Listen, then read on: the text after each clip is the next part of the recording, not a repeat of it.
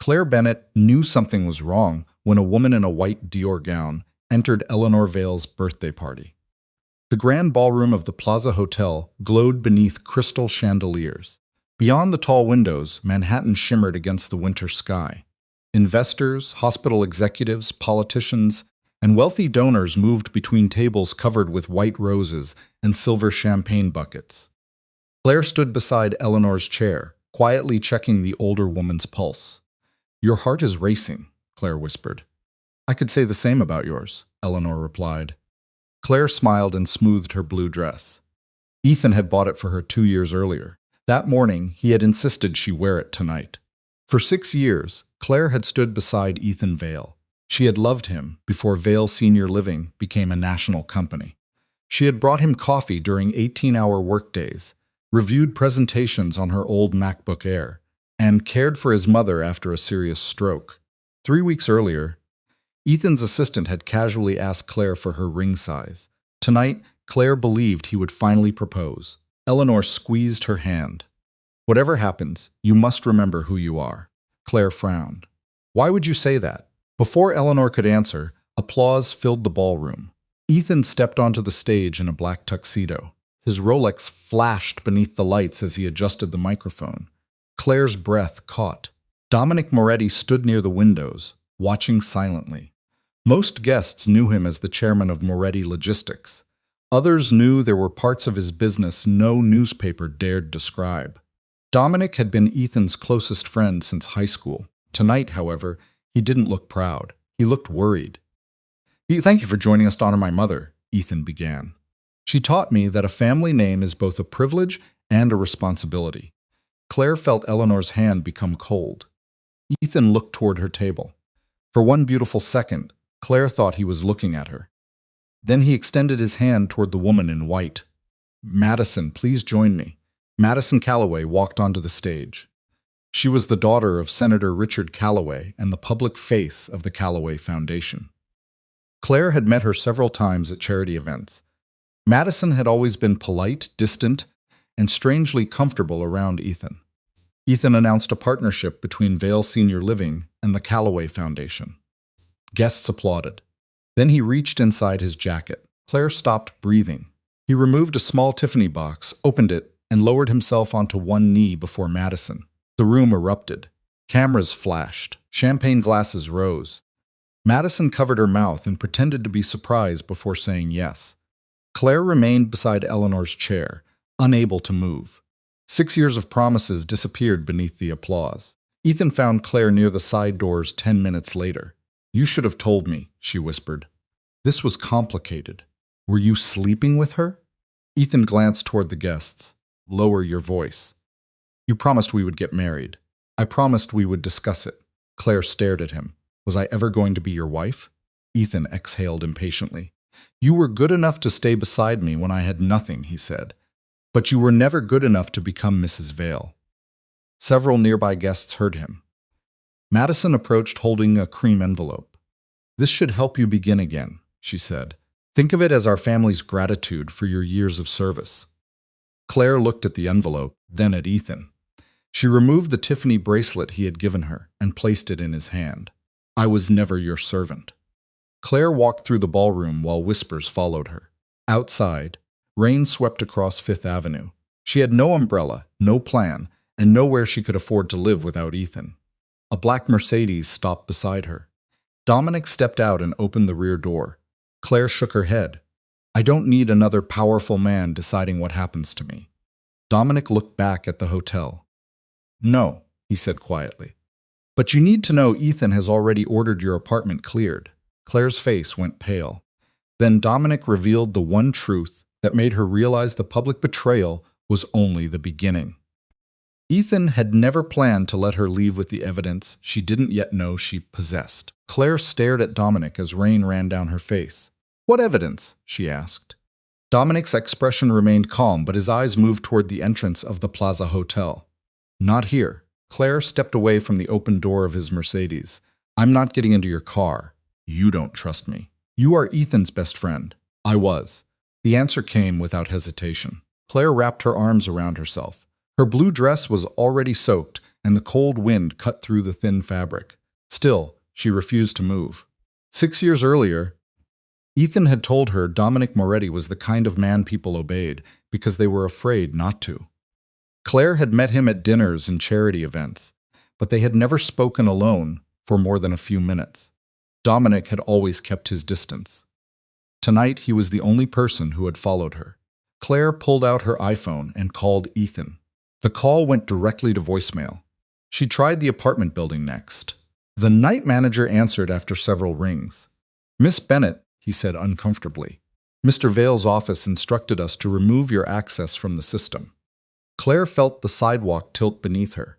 "My medication is there. My mother's documents are there. 2 suitcases were packed for you. They are being held at the front desk. Who packed them?" The manager was silent. Claire already knew the answer. Madison. She ended the call and looked at Dominic. "Did you know he was going to do this?" "No, but you knew he wasn't going to marry me." Dominic's jaw tightened. "I knew he had doubts." That's a polite way to describe 6 years of lying. Claire turned away and raised her hand for a taxi. 2 cabs passed without stopping. Dominic took off his coat and held it out to her. She refused it. "I don't need your pity. It isn't pity." "Then what is it?" Dominic looked at her for a long moment. Respect.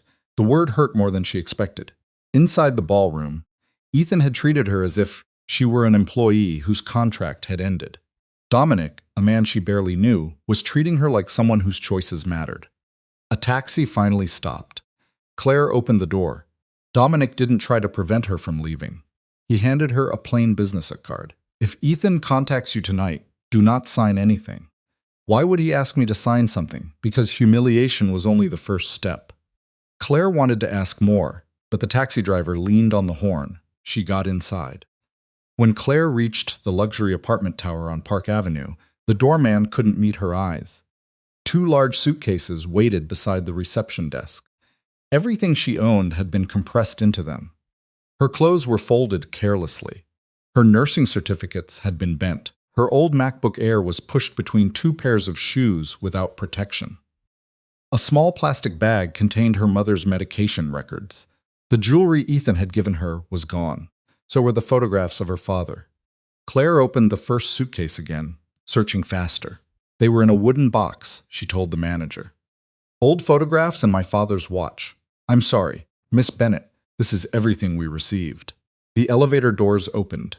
Madison stepped into the lobby wearing a cashmere coat over her white Dior gown. She carried Claire's apartment key between 2 fingers. "You shouldn't have come here," Madison said. "I lived here. The lease is in Ethan's name. For 4 years. Madison's smile remained gentle. "That doesn't make it yours." Claire pointed toward the suitcases. "Where are my family photographs?" "I wouldn't know. You packed my things." I supervised. Claire's hands began to tremble, but she refused to cry in front of her. Madison moved closer. "Ethan is trying to make this transition easier for everyone. Do not embarrass yourself by fighting over an apartment you never paid for." Claire had paid in other ways. She had cooked dinner when Ethan worked late. She had cared for Eleanor through months of rehabilitation. She had postponed graduate school because Ethan said they would start a family soon. None of those sacrifices appeared on a lease. Madison lowered her voice. "Stay away from Dominic." Claire looked up sharply. "Why do you care? Men like Dominic don't help people without expecting payment. And men like Ethan?" Madison's expression hardened for the first time. "Ethan understands reality." "No, Ethan understands transactions." Claire took both suitcases and walked outside. She called Natalie Ruiz, a former nursing school classmate who lived in Queens with her 9-year-old daughter. Natalie answered on the second ring. "Claire? What happened?" Claire opened her mouth, but no words came out. Natalie heard her breathing and said, "Send me your location. You are staying with us." An hour later, Claire was sitting on a worn sofa above a laundromat in Queens. Natalie's daughter was asleep in the next room. The apartment smelled of laundry soap and reheated soup. Natalie placed a blanket around Claire's shoulders. "You gave him 6 years," she whispered. "He couldn't even give you one honest conversation." That was when Claire finally cried. Not loudly. She covered her mouth so the child wouldn't hear, while Natalie sat beside her and held her hand. Across Manhattan, Dominic returned to the plaza. He found Ethan in a private lounge drinking whiskey as if nothing had happened. You cleared her apartment before the announcement, Dominic said. Ethan checked his Rolex. She needed a clean break. You threatened her mother's care. Ethan's eyes narrowed. I protected my family from a woman who might become emotional. Dominic removed the silver pin Ethan had given him when they were teenagers and placed it on the table. What is that supposed to mean? It means you no longer use my name, my companies, or my protection. Ethan laughed. You would end 30 years of friendship over Claire? No, Dominic said. You ended it when you decided her loyalty made her disposable. The following morning, Claire received an email from her employer. Every patient on her schedule had been reassigned after an anonymous complaint accused her of crossing professional boundaries with the Vale family. She had lost her home and her income in less than 12 hours. Then another message appeared from an unknown number. A photograph showed her mother sitting alone beside a window at the care facility. Beneath it were 14 words. Leave New York and stay away from Dominic, or your mother loses her room on Friday. Claire didn't sleep that night. She sat on Natalie's sofa with her iPhone in both hands, staring at the photograph of her mother. Margaret Bennett was sitting beside a window at Green Meadow Care Center in Pennsylvania. Her gray hair was neatly brushed, and a pale blue blanket covered her knees. She looked safe, but someone had been close enough to photograph her without permission. Natalie read the message again. Call the police. And tell them what? Claire asked. The message came from an unknown number. They didn't say they would hurt her. They threatened to take away her room. The assistance program pays almost half the cost. Without it, I can't keep her there. Natalie sat beside her. You can't do what Ethan wants. Claire closed her eyes. I don't know what he wants. He threw me away, but now he is threatening me for leaving. By sunrise, Claire had made her decision. She borrowed Natalie's car and drove to Pennsylvania. Green Meadow was a modest but well-run care center, surrounded by bare trees and quiet farmland. Claire had chosen it because the nurses knew every resident by name. Margaret was in the activity room folding paper napkins. When she saw Claire, her face brightened. My girl. Claire hugged her tightly. Margaret touched Claire's wet cheek. Why are you crying? I'm just tired. Where is Ethan? Claire froze. Her mother's memory changed from hour to hour. Some days she remembered Claire's childhood clearly. On other days, she believed Claire was still in college. He couldn't come. Margaret looked at Claire's left hand. No ring yet? Claire tried to smile. No, Mom. That man kept you waiting too long. The words were simple, but they broke something inside Claire. She sat beside her mother and held both of her hands. There won't be a wedding.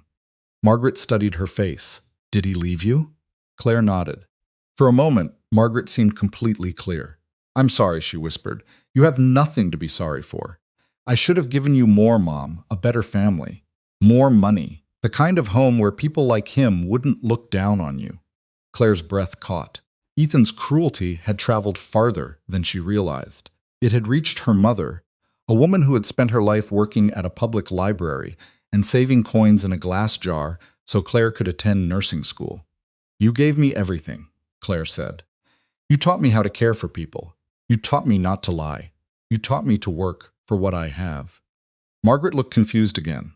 Is your father coming for dinner? Claire lowered her head and cried into her mother's hands. Her father had been dead for 11 years. A nurse quietly entered the room and waited until Margaret became distracted by the napkins.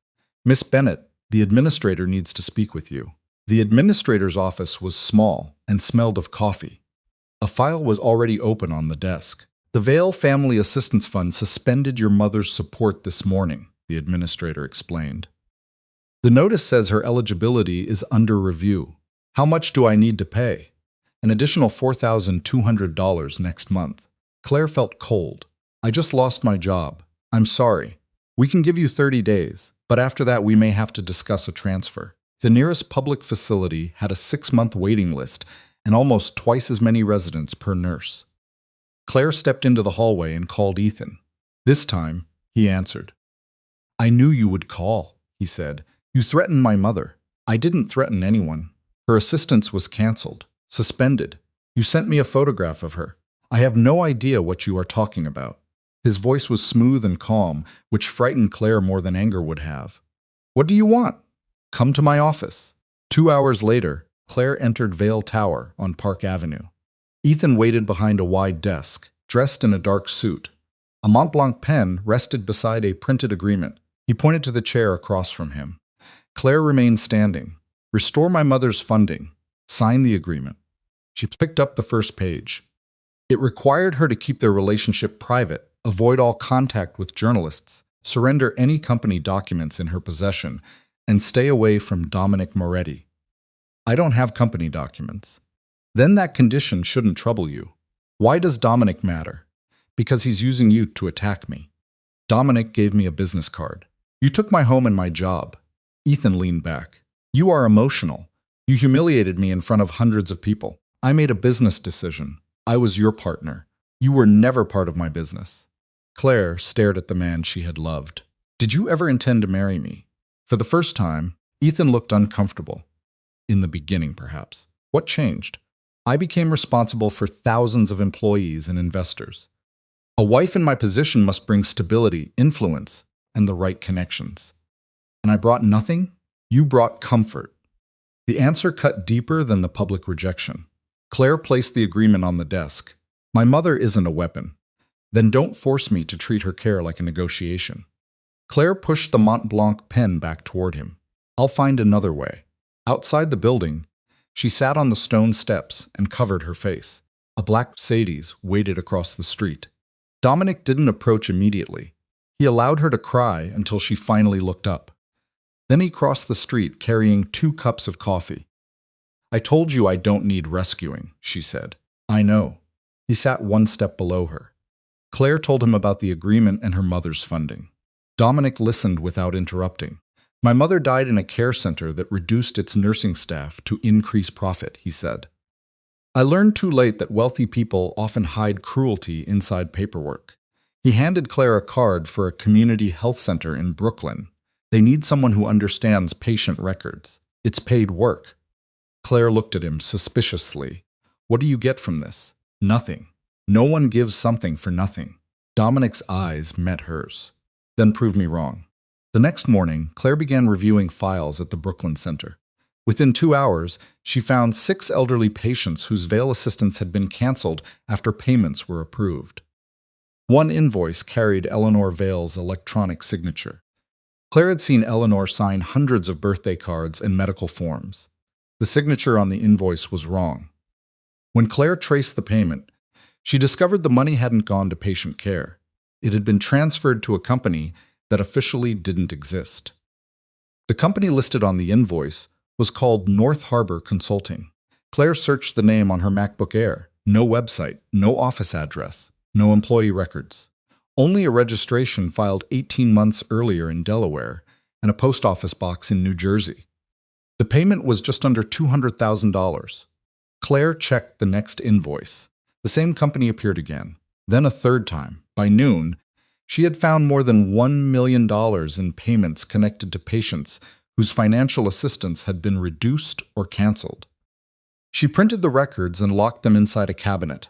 The Brooklyn Center's director, Dr. Samuel Price, entered the office carrying 2 paper cups. You have been staring at that screen for 4 hours, he said. Claire accepted the coffee. I found something. Dr. Price studied the invoices. His expression changed. These are Vale accounts. The money was approved for patient support, but it was sent to a consulting company. Does Moretti know? I haven't told him. Dr. Price lowered his voice. You should understand where you are working. Dominic Moretti funds this center, but he doesn't control the medical decisions. He made that rule himself. Claire looked toward the hallway, where nurses pushed residents toward the dining room. Why would a man like him care about a place like this? Dr. Price leaned against the desk. His mother died in a private care facility. The company cut night staff to improve quarterly profits. She fell and remained on the floor for nearly 6 hours. Claire remembered what Dominic had told her on the steps outside Vale Tower. I thought he was trying to make me trust him. He doesn't talk about her unless he trusts someone. That evening, Claire stayed late to compare the invoice with patient records. Around 8 o'clock, she heard voices near the rehabilitation room. Dominic stood beside the bed of an elderly man named Frank DeLuca, a former truck driver who had recently been diagnosed with terminal lung disease. Dominic wasn't wearing a suit. His sleeves were rolled up and his expensive watch was gone. He held a stack of letters. Frank's hand shook too badly to open them. "My daughter writes too much," Frank joked weakly. Dominic pulled a chair closer. "Your daughter worries too much. She gets that from her mother." Dominic opened the first letter and began reading. Claire remained in the doorway. The letter described Frank's granddaughter's school play, a broken kitchen faucet, and a family dinner waiting for him when he became strong enough to return home. Frank closed his eyes and smiled. When the reading ended, Dominic adjusted the blanket around the man's shoulders and placed a glass of water within reach. There were no bodyguards in the room, no threats, no fear, only an aging man and someone who hadn't forgotten what he once did for his family. Dominic noticed Claire when he stepped into the hallway. "You work late. So do you." "He drove for my father for 28 years. "You read to all your former employees?" "Only the ones who once carried me out of a burning car." Claire couldn't tell whether he was joking. Dominic looked toward the folder beneath her arm. "You found something." She brought him into the records room and showed him the invoices. He read every page without speaking. "North Harbor Consulting," he finally said. "Do you know it?" "No." "You answered too quickly." Dominic met her eyes. "If it belonged to me, I would tell you." Claire folded her arms. "Would you?" "Yes. Ethan lied to me for 6 years. I am not Ethan. You are still a man with secrets." Dominic didn't argue. "That is true." His honesty settled her more than a denial would have. Claire pointed to Eleanor's electronic signature. "She didn't sign this." "I know the shape of her handwriting. She always presses harder on the last letter of her name." Dominic examined the page again. "If Ethan used her authority without permission, this is more than an accounting problem. I need proof before I accuse anyone. You need a lawyer.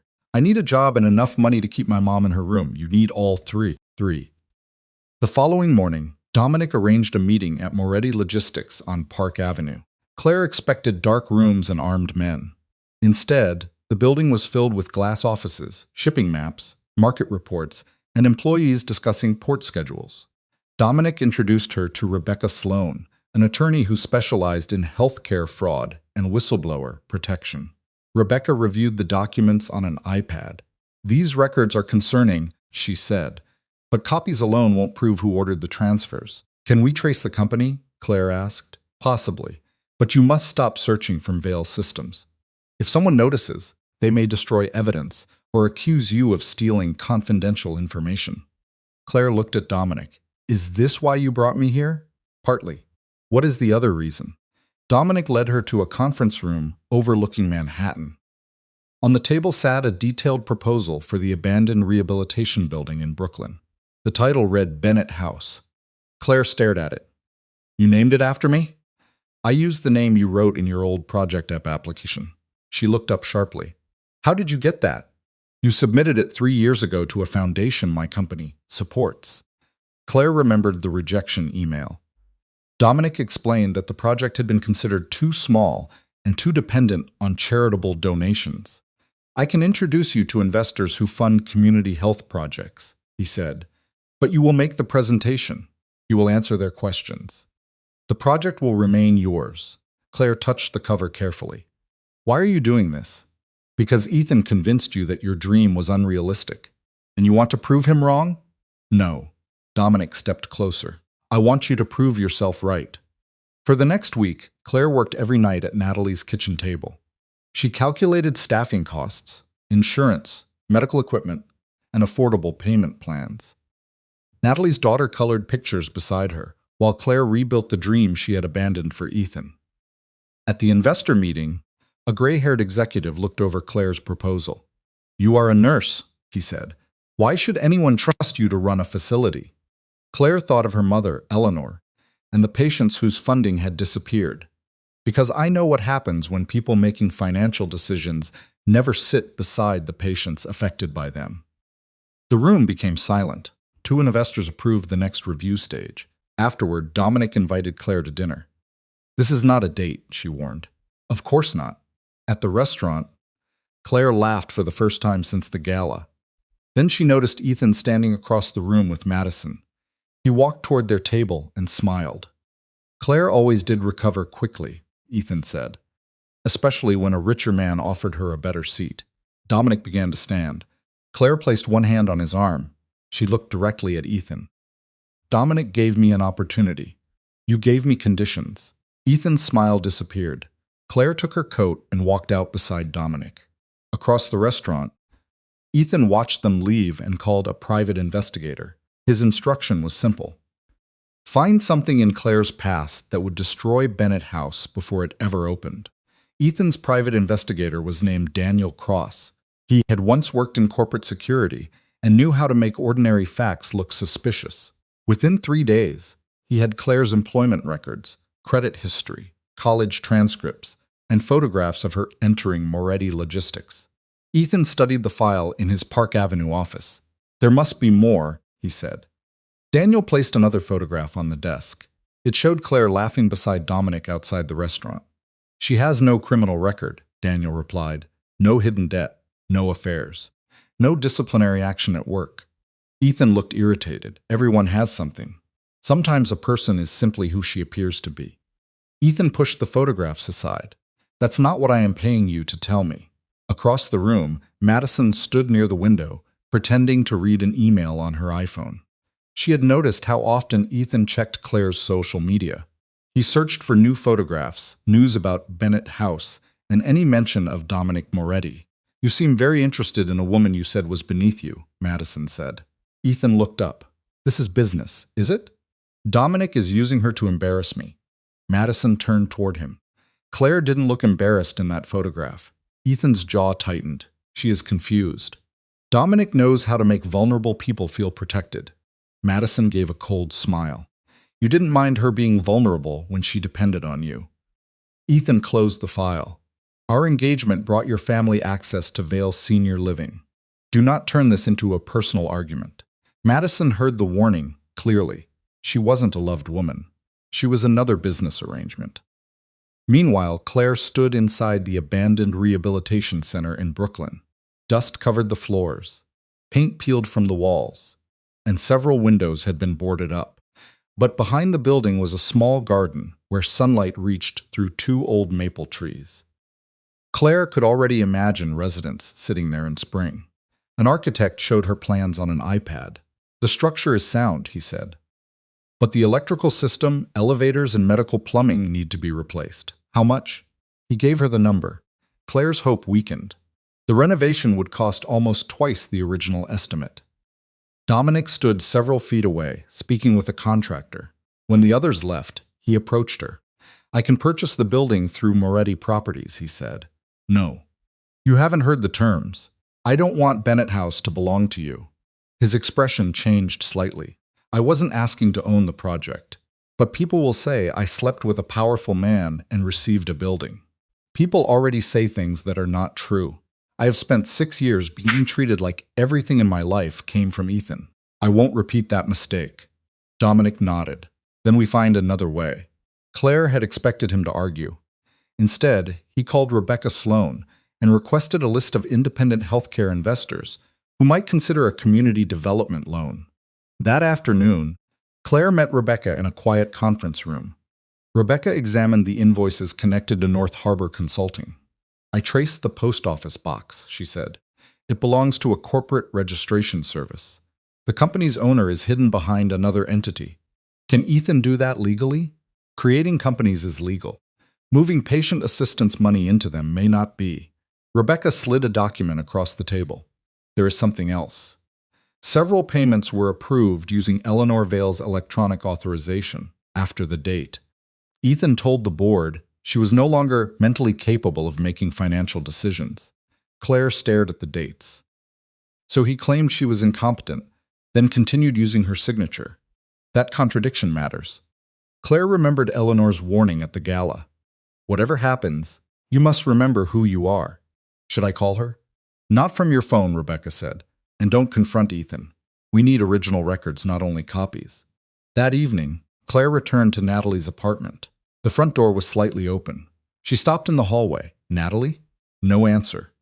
Claire called 911, then pushed the door with the toe of her shoe. The living room had been searched. Couch cushions lay on the floor. Kitchen drawers were open. Her clothes had been pulled from the suitcase. Her MacBook Air was still on the table. So was Natalie's cash envelope near the refrigerator. Nothing valuable appeared to be missing. Claire hurried to the bedroom where she had stored copies of the Vale invoices. The folder was gone. Natalie and her daughter arrived minutes later. Claire felt sick when the little girl saw the damaged apartment and began crying. "This happened because of me," Claire whispered. Natalie took her daughter into the hallway while police searched the rooms. Dominic arrived 20 minutes later with 2 security officers. Claire stood near the window, angry and frightened. "I told you I didn't want your world following me." "This is not my world," Dominic said. "This is Ethan trying to frighten you. You can't know that. No." But whoever entered took only the documents connected to Vale. He wanted Claire and Natalie moved to a secure apartment. Claire refused. "I won't turn their lives upside down again." Dominic lowered his voice. "Then let me place security outside. I don't want armed men frightening Natalie's child. They will look like ordinary building staff." Claire studied him. "Everything with you has another layer. That is how I stayed alive. And is that how I am supposed to live now?" Dominic had no easy answer. He inspected the door while Claire checked her remaining papers. A small Amazon package sat beneath the kitchen table. Claire had ordered a used copy of Meditations by Marcus Aurelius to help her sleep. She opened the box. The book was inside, but someone had placed a folded note between the first pages. The message was typed. "A woman who knows too much should learn when to remain silent." Claire felt Dominic reading over her shoulder. His face became cold.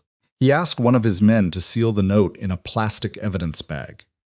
Then Claire found something beneath the empty folder shelf. It was an old photograph of Eleanor signing a birthday card. Eleanor held the pen in her left hand. Claire looked again at the suspicious electronic signatures. Every one of them leaned in the opposite direction. Dominic's phone rang. He listened for several seconds, then turned toward Claire. The security team had found a small camera across the street, aimed directly at Natalie's apartment window. When Dominic checked the latest recording, he saw the man who had entered the apartment, and the man was wearing a Vale Senior Living employee badge. The Vale Senior Living badge belonged to a man named Aaron Pike. According to company records, Aaron worked in the maintenance department at one of Ethan's facilities in New Jersey. The security camera showed him entering Natalie's building at 6:14 p.m.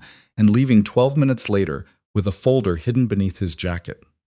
Claire watched the recording twice. "Call the police," she said. Dominic's security chief shook his head. "The image is clear, but it doesn't prove who sent him. It proves he broke into the apartment. It may also warn Ethan that we know where to look," Dominic said. Claire turned toward him. "So, we do nothing? We preserve the evidence and let Rebecca decide the next step." Claire hated how calm he sounded. "My friend's child is afraid to sleep in her own bedroom." "I know." "No, you do not." Dominic's face tightened, but he didn't argue. Natalie and her daughter stayed with relatives that night.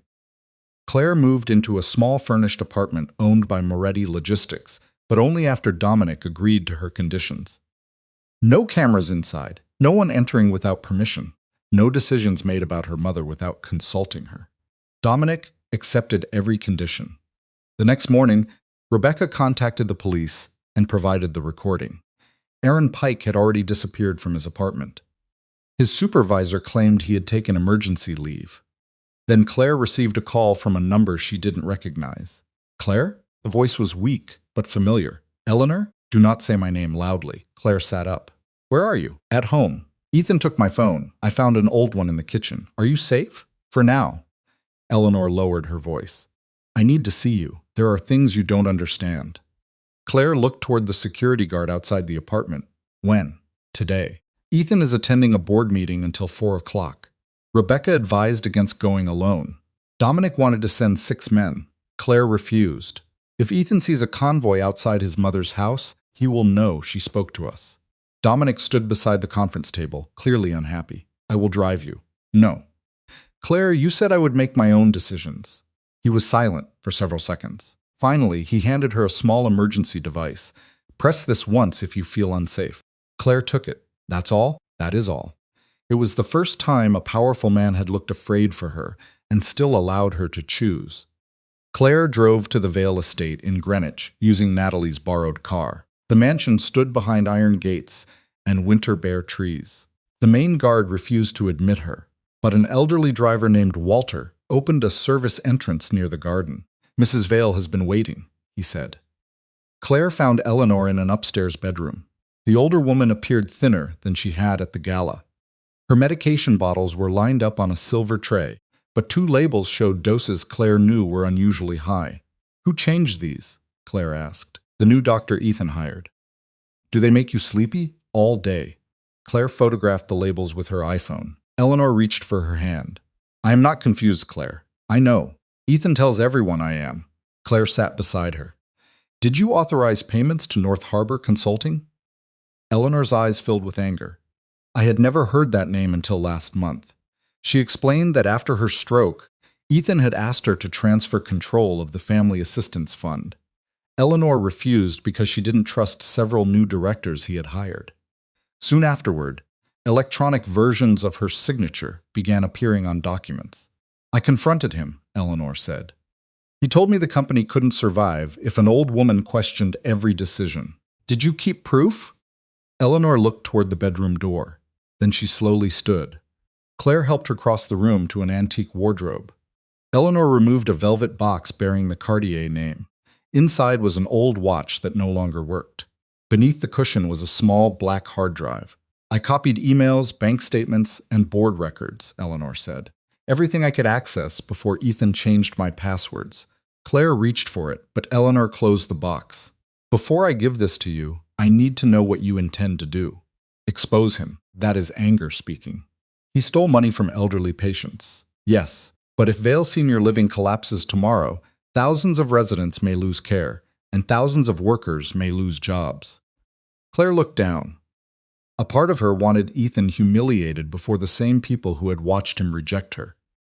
She wanted him to feel powerless, but she remembered the patients in Brooklyn. "I don't want revenge if innocent people pay for it," Claire said. "I want the money returned. I want the patients protected, and I want whoever committed the crime to face the law." Eleanor studied her face, then placed the box in Claire's hands. "That is why it had to be you." Footsteps sounded in the hallway. The bedroom door opened. Ethan entered. His expression changed when he saw Claire. "What are you doing here?" "Your mother called me. My mother isn't well. I am standing right here," Eleanor said. Ethan ignored her. His eyes moved toward the Cartier box in Claire's hands. "That belongs to my family." Eleanor's voice became firm. "It belongs to me." Ethan stepped closer. "Give it back, Claire." She placed it inside her medical bag. "No." For a moment, the polite businessman disappeared. Claire saw pure fear in his face. Then he smiled. "I can restore your mother's funding today. I can also give you enough money to open Bennett House. All I have to do is disappear and stay away from Dominic." Claire walked toward the door. Ethan leaned close enough that only she could hear. "Dominic will never marry you. Men like him may protect women like you, but they do not bring them into the family." Claire met his eyes. "At least he never made me ashamed of who I was." She left the estate. Halfway down the steep driveway, Natalie's car failed to slow. Claire pressed the brake again. Nothing happened. The car gained speed toward the iron gate. She pulled the emergency brake and turned the wheel. The car crashed into a stone wall, throwing her against the seatbelt. Dominic arrived minutes later after Claire pressed the emergency device. He crouched beside the damaged car while his security chief examined the brake line. It had been cut. Then the man reached beneath the rear bumper and removed a tracking device marked with a serial number. The device was registered to the same Vale security division that employed the man who had broken into Natalie's apartment. Claire woke beneath bright hospital lights with pain spreading across her chest. For one terrible second, she couldn't remember what had happened. Then she saw Dominic sitting beside the bed. His white shirt was stained with dirt from the crash site. His jacket lay across a chair, and both hands were clenched as if he were holding back something dangerous. "The hard drive," Claire whispered. "It is safe, my mother? Also safe." Rebecca moved her to another facility before Ethan could interfere. Claire closed her eyes in relief. A doctor entered and explained that she had a bruised shoulder, several cuts, and a mild concussion. The seatbelt had likely saved her life. Dominic waited until the doctor left. "Tell me Ethan threatened you," he said. "He offered me money. That wasn't my question." Claire remembered Ethan standing close in the hallway, telling her that Dominic would never bring a woman like her into his family. He wanted the Cartier box. Dominic stood. "I am going to speak with him." "No, hey, cut your brakes. We don't know." Ethan ordered it. "The tracking device came from his security division. That is evidence for the police, not permission for you to hurt him." Dominic looked toward the window. "You think I can't control myself?" "I think you have spent your life solving problems through fear." His silence confirmed she was right. Claire reached for his hand. "If you threaten Ethan now, he will tell everyone the dangerous Mafia boss is attacking an innocent businessman because of a woman. He will make himself the victim." Dominic slowly sat down again. "What do you want me to do? Let Rebecca handle it legally. That may not be enough. It has to be." For several seconds, as neither spoke, then Dominic nodded. "I will follow your decision." The promise mattered more to Claire than he understood. 3 days later, Rebecca assembled a forensic accounting team at Moretti Logistics. The hard drive contained thousands of emails, bank transfers, board minutes, and internal reports. The first confirmed total was nearly $18 million. Money intended for elderly residents had been moved through North Harbor Consulting and several other companies. Some of it covered losses from Ethan's failed luxury apartment project. Another portion had gone to an organization connected to Senator Callaway's re-election campaign. Rebecca looked across the conference table. "This is serious enough for federal investigators." "Then we give it to them." Claire said, "Not yet. Several files are copies without complete digital records. Ethan's lawyers may claim they were altered. Eleanor had saved the truth, but not every document could survive a courtroom challenge. They needed original records from Vale's servers or testimony from someone involved in the transfers." Claire returned to work at the Brooklyn Center while Rebecca continued the investigation. She also moved forward with Bennett House. A community investment group approved the first stage of financing. The abandoned building passed its structural inspection. For the first time, Claire allowed herself to believe the dream might become real. Then, on the morning she was scheduled to sign the purchase agreement, an official letter arrived. Her nursing license had been temporarily suspended. Claire read the notice twice. A complaint accused her of giving an incorrect medication dose to a patient named Harold Mills 2 years earlier. Harold had died several months after Claire stopped caring for him. The complaint had been signed by his daughter. Claire remembered that family clearly. Harold had suffered a severe allergic reaction after another nurse gave him the wrong antibiotic. Claire had recognized the symptoms, called an ambulance, and stayed with him until he reached the hospital. His daughter had sent Claire a thank you card. Now, that same woman was accusing her of negligence. Without an active license, Claire couldn't serve as Bennett House's clinical director. The investment group immediately delayed the loan. By afternoon, the seller announced he would accept another buyer if Claire couldn't complete the agreement within 10 days. Claire walked alone through the empty building. Dust covered the old reception desk. Plastic sheets hung from the ceiling. In the garden, the maple trees were beginning to show small green leaves. She imagined residents sitting beneath them. Then she imagined the building becoming luxury apartments. Again, Ethan had reached into her life and removed the ground beneath her feet. Claire sat on the floor of what was supposed to become the rehabilitation room. When Dominic arrived, she didn't look up. "He was right," she said. "About what? People like him can erase people like me with one phone call." Dominic sat beside her on the dusty floor. He didn't tell her to be strong. He didn't promise to buy the building or force the investors to return. He simply remained there. "I spent my whole life doing things correctly," Claire whispered. "I cared for patients. I paid my bills. I sacrificed for the man I loved, and none of it protected me." Her voice broke. "I can't save my mother, protect Natalie, expose Ethan, and build this place at the same time. You don't have to do everything alone. That is what everyone says before they begin making decisions for me." Dominic looked at her. "Then tell me what you need." Claire could no longer hold back the tears. "I need someone to stay without taking control." Dominic opened his arms but waited. Claire leaned against him. For the first time since the night at the plaza, she cried without hiding her face. Dominic held her quietly while sunlight disappeared from the broken windows. Later, he gave her a folder. His investigators had located Harold Mills's daughter, Susan. She hadn't written the complaint herself. A lawyer representing Vale Senior Living had offered to pay $32,000 in medical debt if she signed prepared documents blaming Claire for her father's treatment. Susan had agreed because her family was close to losing their home. Now, she was willing to tell the licensing board the truth. Claire felt hope return. "Did Ethan approve the payment?" she asked. "Rebecca is tracing it." The following morning, Susan provided a sworn statement, the original thank you card, and medical records proving Claire had saved Harold's life.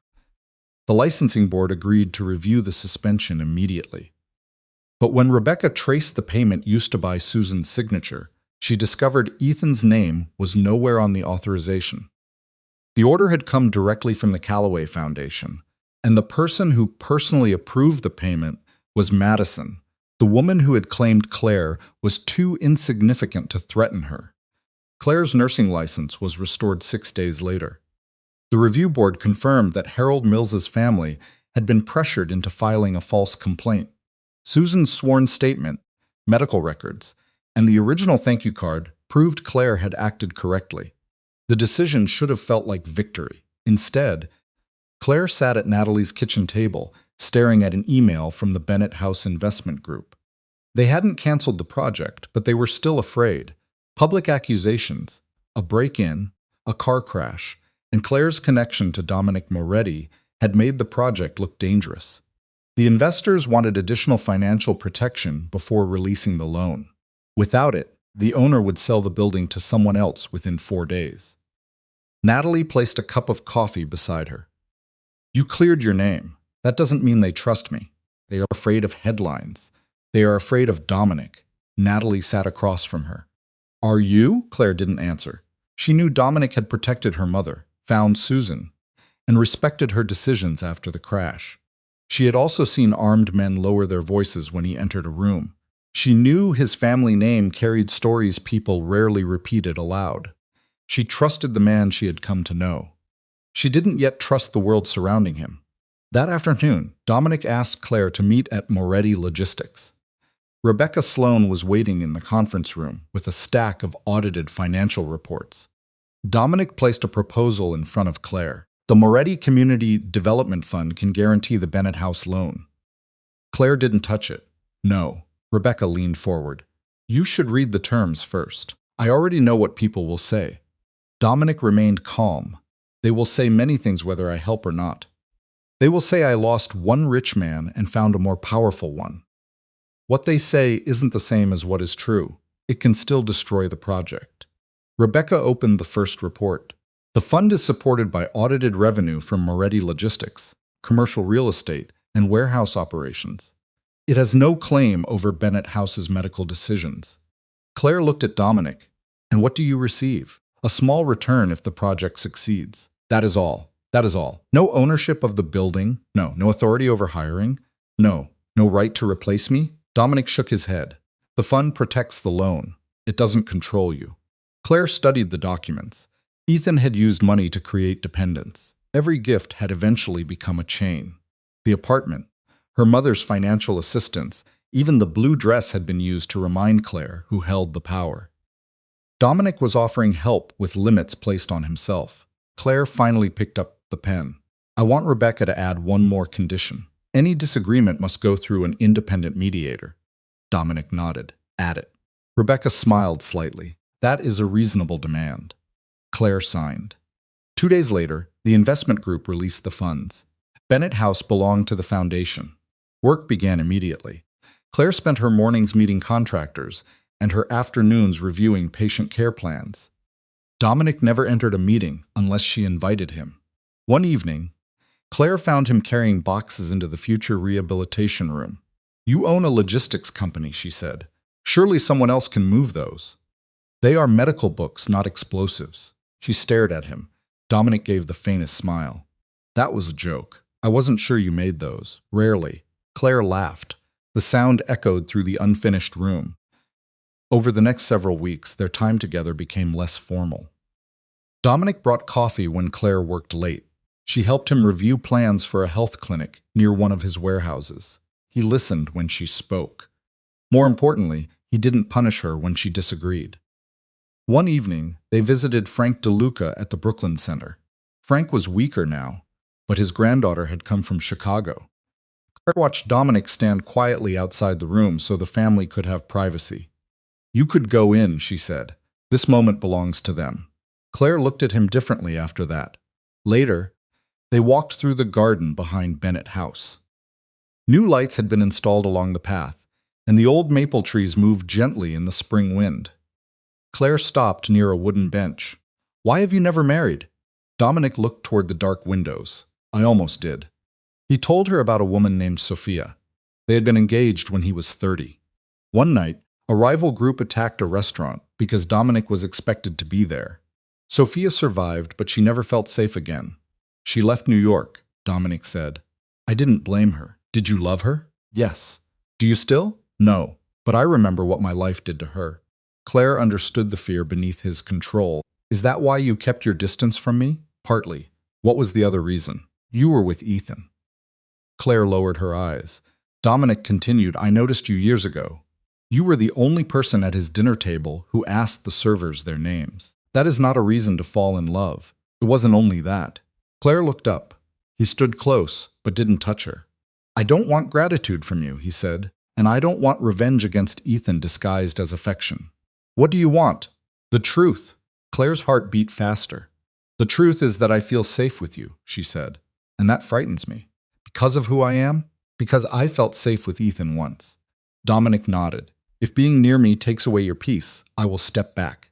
There was no demand in his voice, no threat to withdraw help, no condition tied to Bennett House. Claire realized he was giving her the one thing Ethan never had, a choice. She stepped forward and kissed him. Dominic remained still for 1 second, as if making certain she wouldn't regret it.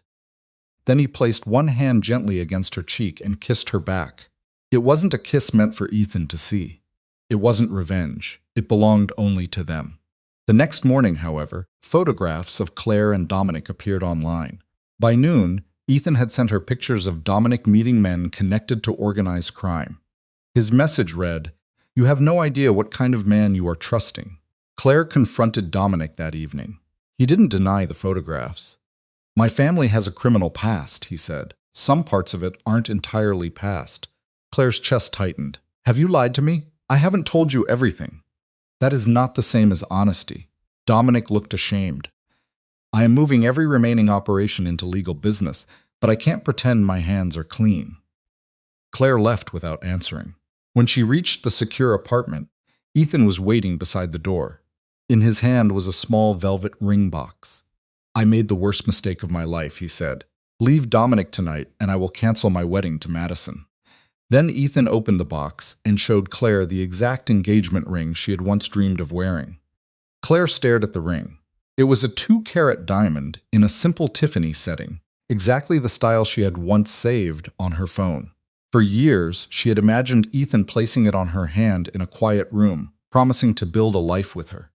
Now he stood outside the apartment where she had been hiding from threats connected to his company. "You bought that for me?" she asked, 3 years ago. "Then why did you never give it to me?" Ethan closed the velvet box. "I was afraid." Claire almost laughed. "Of marrying a nurse? Of making the wrong decision for the company?" He spoke softly, without the coldness he had shown at the plaza. His tie was loose, and dark circles showed beneath his eyes. For a moment, he looked like the man who had once shared takeout food with her in a small apartment while planning his future on a borrowed laptop. "I have been thinking about everything we lost," he said. "The Sunday mornings, your father's old records, the house we wanted near the river." Claire's chest tightened. Ethan knew exactly which memories would hurt her most. "I am engaged to Madison," he continued, "but I don't love her. You humiliated me for her. I made a business decision. Then I saw you with Dominic and understood what I had thrown away." Claire looked at the ring again. "You didn't miss me until another man valued me. That isn't true. Then why are you here now?" Ethan hesitated. Claire noticed it. "I want to show you something," he said. She should have refused.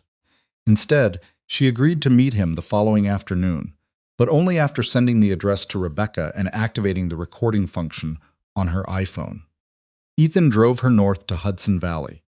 The house stood at the end of a quiet road overlooking the river. It had white walls, a wide porch, and a small garden behind the kitchen. Claire recognized it immediately. They had visited the property 4 years earlier, when Ethan promised they would buy it after the next expansion of Vale Senior Living. Inside, the rooms were empty except for a table covered with old floor plans. Claire saw her own handwriting on the pages, a reading corner for her mother, a ground-floor bedroom for Eleanor, a garden where Claire had planned to grow tomatoes. "You kept these?" she asked. "I kept everything." Ethan opened a folder. "The house can be transferred to your name this week. I will also restore your mother's assistance and cover the remaining costs for Bennett House." Claire looked at him. "What do you want in return?" His voice remained gentle. "Come home. There is no home. We can create one. And Madison? I'll end the engagement. Dominic? You stop seeing him." Claire stepped away from the table. "There it is." "What? The condition?" "Claire, Dominic is dangerous. So is the man whose employees broke into my friend's apartment. I didn't order that. My brakes were cut." Ethan's face changed. Only for a second, but Claire saw genuine surprise. "You think I tried to kill you?" "A tracking device came from Vale Security. I would never hurt you. You already did." Ethan moved closer. "I am trying to fix it." "No, you are trying to regain control." He opened another document. It was a confidentiality agreement. Claire read the first page. She would receive the house, financial support for Margaret, and $5 million for Bennett House. In exchange, she had to surrender all documents connected to Vale Senior Living and agree never to testify against the company. Claire finally understood. The ring wasn't an apology. The house wasn't love. They were payment. "If I had no documents," she asked, "would you still be standing here?" Ethan looked toward the window. "That is not the point. It is the only point." He placed both hands on the table. Those files could destroy thousands of jobs. The missing money already destroyed lives. "You don't understand how companies survive. I understand how patients suffer." Ethan's patience disappeared. "Give me the hard drive." Claire's phone continued recording inside her coat pocket. "I don't have it." "Then tell me where it is." "No." He stepped closer. "If federal investigators see those records, Vale Senior Living may collapse. Your precious Bennett house will become part of the scandal. Every donor will know it was built with Moretti money. Are you threatening me? I am warning you." Claire turned toward the door. Ethan grabbed her wrist. Her iPhone slipped from her pocket and struck the floor. The screen remained lit. The recording timer was visible. Ethan released her and picked up the phone. "You recorded me." Claire moved toward the door. Ethan blocked her path. "You came here to trap me. You brought me here to buy my silence." His expression became colder than she had ever seen it. "Delete the recording." "No." He reached for her again. A car door slammed outside. Dominic appeared through the front window, followed by 2 security officers. Ethan stepped back. Dominic entered, but didn't touch him. His eyes went directly to Claire. "Are you hurt?" "No." Dominic looked at Ethan. Claire stood between them. "No threats," she told Dominic. "No violence." Dominic's hands slowly relaxed. "This is your decision," he said. Claire took her phone from Ethan and walked outside. In the car, Dominic's anger finally surfaced. "You went there alone. I sent Rebecca the address. He could have killed you. I needed him to speak freely. You risked your life for evidence." Claire turned toward him. "And now you are deciding what I was allowed to risk." Dominic became silent. Claire's voice softened. "I won't leave one controlling man only to be protected by another." The words wounded him, but he didn't defend himself. "You are right," he said. "I was afraid, and I turned that fear into control." It was the first apology Claire had received that didn't contain an excuse. Rebecca later confirmed the recording could support a request for whistleblower protection. Ethan had admitted knowledge of the documents and attempted to obtain them through financial pressure, but he hadn't confessed to ordering the thefts or moving the money. That night, Madison listened to a report from the investigator who had followed Claire to Hudson Valley. She now knew Ethan was willing to abandon her. She called Vincent Russo, a senior manager inside Moretti Logistics, who secretly owed money to dangerous men. Madison offered to clear every debt if he stole Eleanor's hard drive. Hours later, a guard outside Claire's secure apartment was found unconscious. The backup drive was missing. When Rebecca checked the security system, she discovered the door had been opened with an access code issued from inside Dominic's own organization. Dominic locked down every entrance to Moretti Logistics before sunrise. No employee could leave without being questioned. Security records were copied. Access cards were suspended, and every person who had entered Claire's apartment building during the previous 24 hours was identified. Claire sat in the conference room beside Rebecca. The stolen backup drive contained copies of Eleanor's files, but it wasn't the only copy. Rebecca had already placed the original evidence in a secure legal archive. Still, the break-in proved something more dangerous. Someone close to Dominic had betrayed him. Vincent Russo arrived at 8:30. He was 46, neatly dressed, and had worked for the Moretti family for nearly 20 years. He supervised warehouse security and knew the access codes for every corporate property. Dominic placed a photograph on the table. It showed Vincent entering Claire's building shortly before the guard was attacked. Vincent glanced at the picture but said nothing. "Where is the drive?" Dominic asked. "I do not know. The code came from your account. My account was hacked." Dominic leaned forward. Men outside the room became silent. Claire watched his expression change. This was the Dominic people feared. His voice remained controlled, but the anger beneath it filled the room. "You gave my protection code to someone who entered her home," he said. "You placed Claire in danger." Vincent looked toward the door. "I made a mistake. Who paid you?" Vincent continued to deny everything. Dominic stood. Claire touched his arm. No violence. He looked down at her hand for several seconds. He struggled between instinct and promise. Then he sat again. Rebecca opened a folder. "We traced 3 recent payments into an account connected to your brother-in-law," she said. "The money came from the Callaway Foundation." Vincent's face lost color. Rebecca continued. "We also know about your gambling debts. My family had nothing to do with this. Then help us protect them," Claire said. Vincent looked at her for the first time. Claire saw fear, shame, and exhaustion. "They said no one would be hurt," he whispered. "Who said that?" Rebecca asked. Madison. Dominic's jaw tightened. Vincent explained that Madison had contacted him through an intermediary. She promised to clear his debts if he stole the drive and delivered it to a private office near Central Park. "Did Ethan know?" Claire asked. "I never spoke to Ethan. Where is the drive now? I gave it to Madison's assistant last night." Rebecca immediately called federal investigators, who had begun reviewing the first set of records. They requested an emergency meeting. Claire expected Dominic to punish Vincent after the confession. Instead, he ordered security to keep him in the building until police arrived.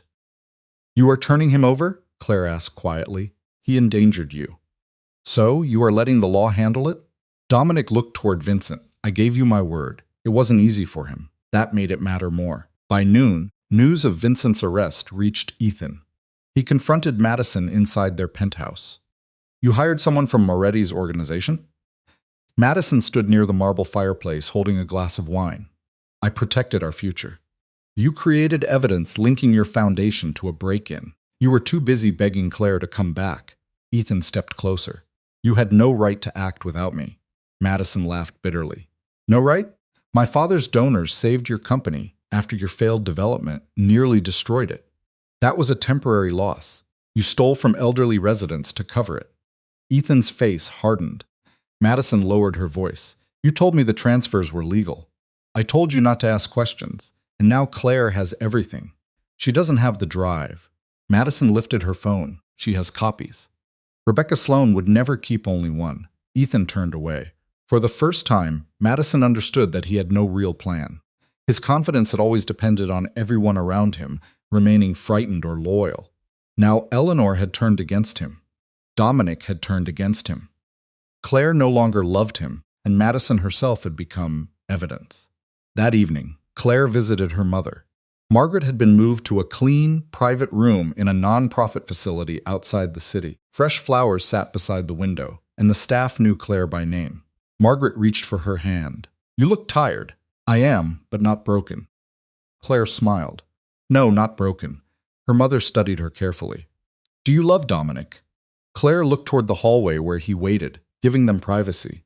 I think I am beginning to. Does he respect you? Yes. Then do not punish him for the sins of the man before him. Claire held her mother's hand more tightly. I am afraid of trusting the wrong person again. Trust isn't blindness, Margaret said. It is seeing the truth and choosing with open eyes.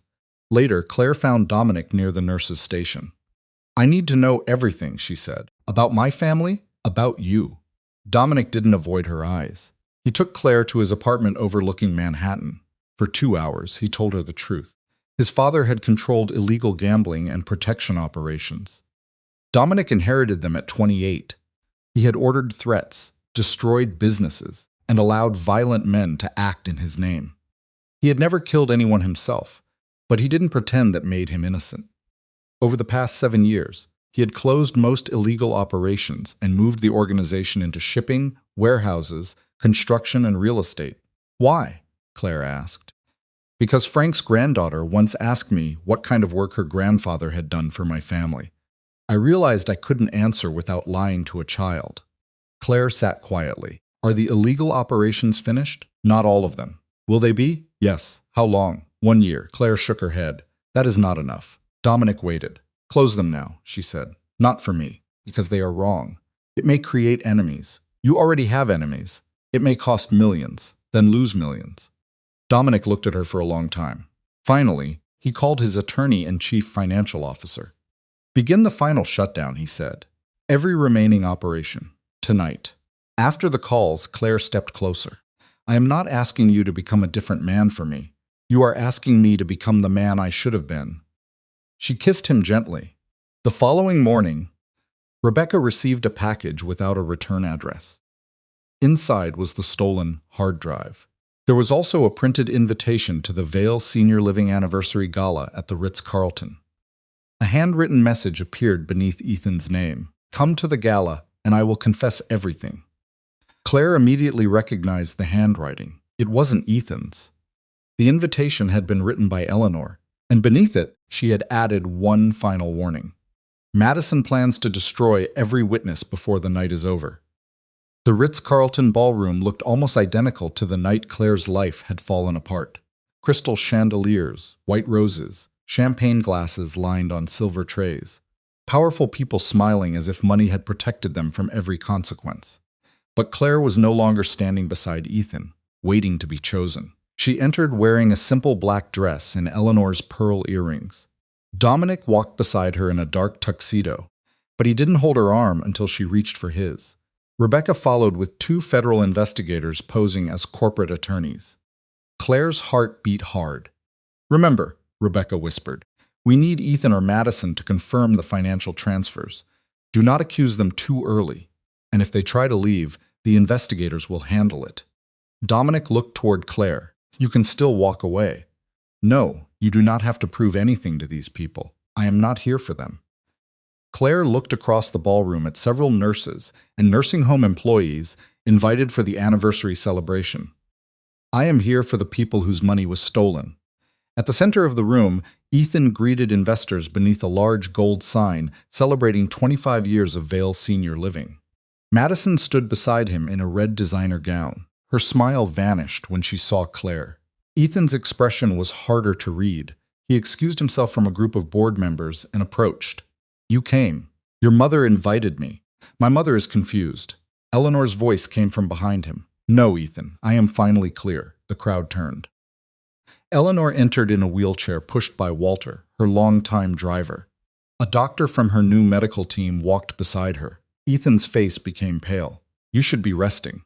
I rested while you used my name to steal from frightened families. A few nearby guests stopped speaking. Madison quickly stepped forward. This is not the place for private family matters. Eleanor looked at her. You made it public when your foundation paid a grieving daughter to destroy Claire's nursing license. Madison's smile disappeared. Ethan leaned toward his mother. You don't understand the documents you saw. I understood enough to make copies. Claire watched fear move across his face. Then the ballroom lights dimmed. A large screen behind the stage displayed the Vale Senior Living logo. Ethan straightened. He seemed relieved to continue the planned program. Ladies and gentlemen, he announced, We are here tonight to celebrate the future of elderly care. Claire almost couldn't believe the cruelty of those words. A video began showing beautiful facilities, smiling residents, and nurses holding hands with elderly patients. None of the people shown knew that assistance funds had been taken from families like theirs. Claire moved toward the stage. Madison blocked her. "You are making a mistake," she whispered. "You already made yours." Madison's eyes narrowed. "You think Dominic will protect you forever? His legal businesses are already losing money because of you. He chose to close criminal operations. And what happens when his enemies decide you are the reason?" Claire felt fear, but she didn't step back. "That is between Dominic and me." "No," Madison said. "It becomes everyone's problem when a nurse believes she can enter rooms built for powerful families." Claire looked at the guests around them. Several people had heard. Madison realized it too late. Rebecca had placed Claire's phone inside her evening bag with the microphone active. The entire conversation was being recorded. When the video ended, Ethan returned to the microphone. He thanked investors, praised Madison's charitable work, and announced a new partnership with the Callaway Foundation. Then Eleanor raised her hand. "Before you celebrate," she said loudly, "ask my son what happened to $18 million in patient assistance funds." The ballroom fell silent. Ethan smiled carefully. "My mother has been suffering from medical confusion since her stroke." The doctor beside Eleanor stepped forward. "Mrs. Vale completed a full cognitive assessment yesterday. She is mentally capable of understanding financial records and giving testimony." Ethan's smile weakened. Claire climbed the stage. He turned toward her. "Do not do this." She took the second microphone. "For 6 years I cared for this family. I stayed quiet when I was treated like an employee inside the home I helped hold together." Guests began raising their phones. Claire continued. "I am not here because Ethan refused to marry me. I am here because residents lost care while money was moved through companies created to hide the truth." Ethan reached for her microphone. Dominic stepped forward, but Claire raised one hand. She didn't need him to fight this battle. Rebecca signaled to the technician. The screen changed. Bank transfers appeared. North Harbor Consulting, Callaway Foundation, luxury development accounts, electronic approvals carrying Eleanor's stolen signature. Ethan looked toward the exits. 2 federal investigators moved closer. "This evidence was stolen," he said. Rebecca walked onto the stage. The original records were legally provided by Eleanor Vale, a board member and account owner. Madison turned toward Ethan. "You said the files couldn't be used." Her voice carried through Claire's open microphone. Ethan glared at her. "Be quiet. You promised my father no one could trace the campaign payments." The room erupted in whispers. Madison froze. She had just confirmed the connection herself.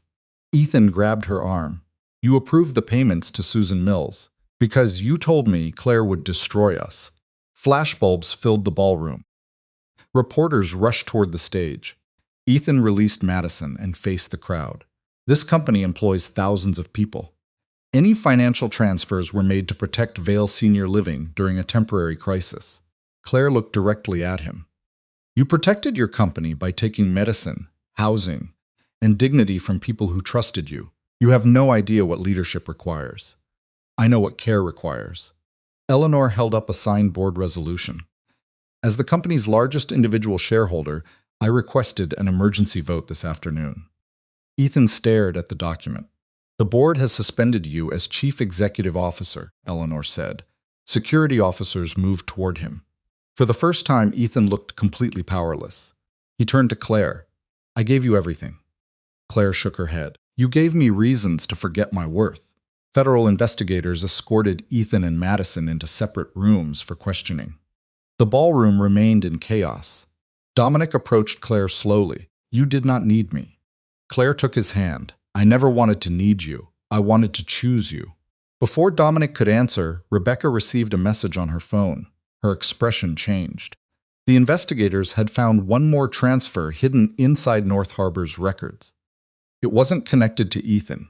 It had been authorized 7 years earlier under the name Moretti Logistics. Claire looked at Dominic. He stared at the document without speaking. The evidence that could save Bennett House now appeared to prove that Dominic's own company had helped create Ethan's first secret account. The ballroom seemed to disappear around Claire. All she could see was the transfer on Rebecca's screen. 7 years earlier, Moretti Logistics North Harbor Consulting, $2 million. Claire looked at Dominic. Did you know? He didn't answer immediately. That silence hurt more than denial. Rebecca stepped between them and lowered her voice. We should not discuss this here. Claire kept her eyes on Dominic. Did your company send the money? Yes. The words struck her like another crash. Reporters were still shouting questions near the stage. Ethan and Madison had been taken into separate conference rooms. Eleanor sat surrounded by board members and federal investigators. Yet Claire felt completely alone. What was the payment for? She asked. Dominic glanced toward the crowd. A shipping contract. With a company you said you didn't know. I didn't know North Harbor by that name. Claire's chest tightened. That is not an answer. Dominic nodded toward a private hallway. Then let me give you the full one. Inside a small executive lounge, Rebecca locked the door. One federal investigator remained with them. Dominic stood near the window. 7 years earlier, Moretti Logistics had faced a strike at one of its New Jersey ports. A group connected to Ethan offered to arrange replacement workers and keep shipments moving. The contract came through another company, Dominic said. I approved the payment. Was the work legal? Claire asked. No. Rebecca's expression hardened. What exactly did they do? They threatened union leaders. One man was beaten. Claire stepped back. Did you order that? I authorized men who I knew used fear. I didn't ask for details because I wanted the port open. That means you chose not to know. Yes. Dominic didn't hide behind excuses. The investigator asked whether Ethan had been involved. Dominic explained that Ethan was still expanding Vale Senior Living at the time. He had introduced the middleman and requested a private loan shortly afterward. I believe the two matters were separate, Dominic said. Now I think Ethan used part of the money to create North Harbor. Claire remembered Ethan's claim that Dominic's hands were not clean. This time, Ethan had told the truth. You let me investigate North Harbor while knowing your company had paid money connected to it. I didn't recognize the name until tonight, but you knew Ethan once arranged illegal work for you. Yes, and you never told me. Dominic looked at her. I was ashamed. Claire laughed once without humor. So you decided I didn't deserve the truth? I was afraid you would leave. That is exactly what Ethan said whenever he hid something. The comparison wounded him. He didn't argue. Rebecca asked Dominic whether records of the old contract still existed. They should be in our archived legal files. If you provide them, the investigator said, you may be exposing yourself to criminal charges. Dominic turned toward Claire. I will provide everything. This is not a romantic gesture, Claire said. Do not confess because you think it will make me stay. I am not. Then why? Because the truth can't belong only to the people I want punished. The room became silent. For the first time that night, Claire saw no mafia boss, no wealthy chairman, and no protector. She saw a man facing the person he had once been. Rebecca arranged for Dominic's attorneys to deliver the archived files before morning. The investigator warned him not to contact any former employees connected to the port incident. Dominic agreed. When they returned to the ballroom, Ethan was being escorted through the side entrance. He saw Claire standing several feet away from Dominic. A bitter smile appeared on his face. You finally found out? Ethan said. Claire walked toward him. You knew about the payment. I built North Harbor with Moretti money. Dominic's expression became cold. Ethan laughed. You thought you were better than me, Dominic, but your first dirty payment gave me the account I used for everything. Claire looked at Ethan. You stole from Patience, and he helped me become powerful enough to do it. Dominic stepped forward. Claire raised her hand. No. She refused to let either man turn the truth into another contest over her. Ethan was taken away. Outside the hotel, cameras filled the sidewalk. Claire left through a private exit with Rebecca. Dominic followed, but stopped several feet away. I will not ask you to forgive me, he said. Good. I will cooperate fully. You should, and Bennett House will remain protected. The guarantee is legally separate from me. Claire looked at him.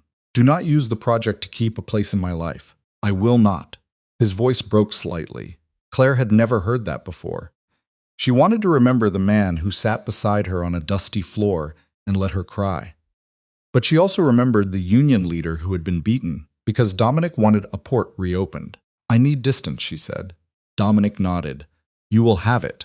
He entered a waiting Mercedes and left without looking back. Over the next week, the scandal spread across every major news outlet.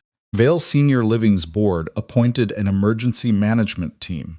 Patient assistance funds were frozen and placed under court supervision. Eleanor announced that no facility would close during the investigation. Bennett House continued construction, but Claire worked without Dominic. She attended meetings, approved equipment orders, and visited her mother. At night, she lay awake wondering whether love could survive complete honesty. Then Rebecca called. Federal investigators had reviewed Dominic's archived files. The payment was real. The illegal contract was real. But one detail changed everything. Dominic had ordered the port operations stopped immediately after learning a union leader had been injured. He had also paid the man's medical costs anonymously and closed the security division responsible. He still made the first decision. Claire said yes. Rebecca replied, but Ethan removed one document from the records he showed us. What document? A second transfer. The money that created North Harbor hadn't come entirely from Moretti Logistics. Half had come from a private trust controlled by Senator Calloway. Claire looked toward the television where Madison's father was denying any knowledge of the scandal. Rebecca continued, there is more. The trust authorization carries a witness signature. Whose? Rebecca sent the document. Claire opened it. The witness was someone she knew, someone who had been beside Ethan long before Madison entered his life. At the bottom of the transfer was Eleanor Vale's signature. But this time Claire knew with absolute certainty that it was real. Claire drove to Eleanor's temporary home in Greenwich before sunrise.